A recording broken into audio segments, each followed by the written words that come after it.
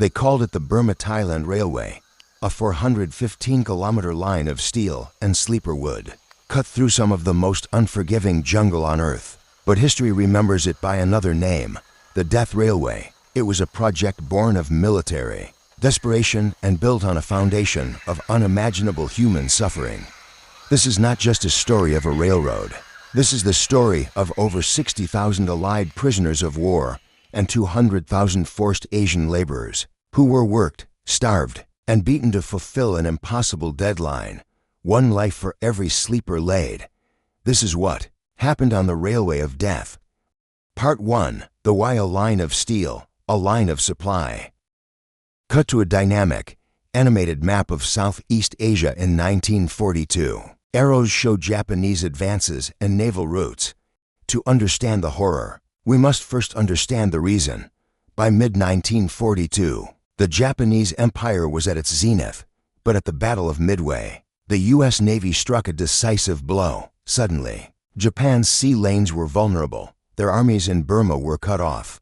The solution: a land bridge, a railway through 258 miles of mountainous, malarial jungle that British engineers had once deemed impossible. The Japanese High Command gave the order: build it. Speed was everything. The human cost was irrelevant. The workforce was already waiting. After the fall of Singapore in February 1942, tens of thousands of Allied soldiers, British, Australian, Dutch, American, were taken prisoner. They were joined by an estimated 200,000 Ramusha, Asian civilian laborers from Burma, Malaya, and Thailand, conscripted or tricked by false promises. These men, and some women and children, were the expendable engines of this project. Part 2. The Descent into Hell Rival in Existence. The journey to the worksites was a preview of the nightmare. Packed into sweltering, stinking railway cars or the holds of hell ships, many died before they even began work. They arrived in a green hell. Camps were hacked into the jungle, consisting of bamboo huts where each man had about 2 feet of space to sleep. Life was reduced to a cruel equation. The daily diet: a thin gruel of rice, sometimes with a few rotting vegetables or traces of meat crawling with maggots. The work: 12 to 16-hour days of manual labor, using little more than picks, shovels, and baskets. Clear jungle, move earth, cut through rock, hammer in ties. The constant enemies: malaria, dysentery, and cholera, which swept through the camps like wildfire. And perhaps most feared, tropical ulcers, festering wounds that could eat flesh to the bone.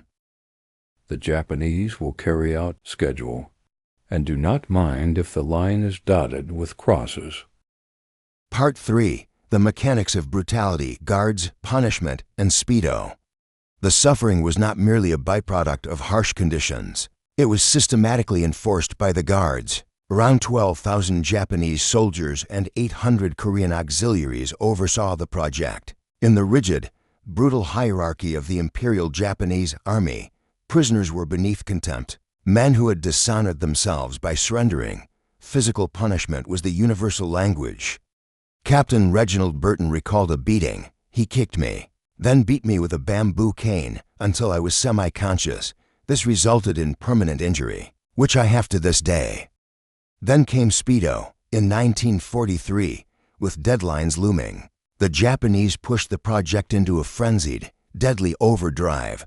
Work quotas became insane. The most infamous site was Hellfire Pass, a massive rock cutting where teams of emaciated men, working by flickering firelight through the night, swung hammers against solid stone. The sound of the jungle was drowned out by the relentless clink, clink, clink of hammers, and the groans of exhausted, broken men. The sight was described as a vision of hell itself. Medical officers like the legendary Australian surgeon, Lieutenant Colonel Edward Weary Dunlop, performed miracles with no supplies, amputating limbs with homemade knives, standing up to guards to protect the sick. But they were fighting a tidal wave of misery. Sick men were forced to work on half rations. If 200 workers were demanded, 200 were sent, even if 30 had to be carried to the worksite by their mates. Part 4. The Bridge and the Legacy. The railway was completed in October 1943, a horrifying feat of engineering and human cost. Its most famous landmark, The bridge over the River Kwai was immortalized in a Hollywood film. But the movie's dramatic tension obscured the grim reality. There was no noble sabotage. By a proud British colonel, the real commander, Lieutenant Colonel Philip Toucey, was a hero who fought tirelessly to save his men's lives and later testified for a less brutal guard. The final tally is numbing. Of the approximately 60,000 Allied POWs, over 12,000 died.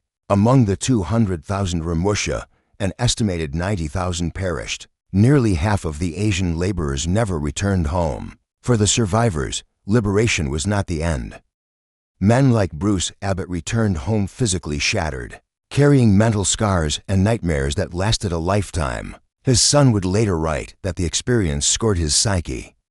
Today, the jungle has reclaimed much of the railway, but at places like the Hellfire Pass Memorial and the Immaculate War Cemeteries, we remember the resilience of the human spirit. In the face of deliberate cruelty, we remember that this line of steel is, in truth, the world's longest tombstone.